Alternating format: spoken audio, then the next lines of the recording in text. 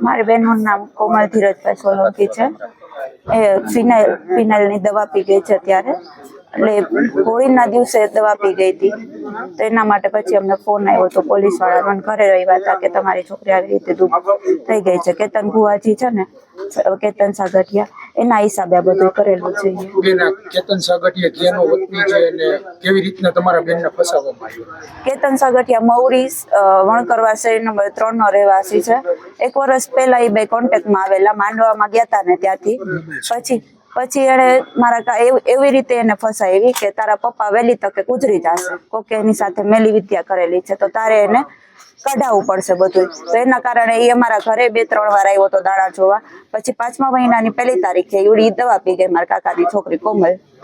ત્યારે બધું suicide not ને બધું લખેલું હતું કે કેતન સાગઠિયા મને હેરાન કરે છે, મારા પૈસા લઈ લીધા છે, મારી ઉપર એટલી લોનો લઈ લીધી છે કે હવે હું શું કરું. એટલે એ દવા પી ગઈ હતી ત્યારે. અમારી પાસે તો માંગણી કરવામાં નથી આવી, પણ એ જેટલી લોનો લીધેલી છે ને એ બધી ઈવડાઈને જ આપેલી છે. હવે તમારી માંગણી શું?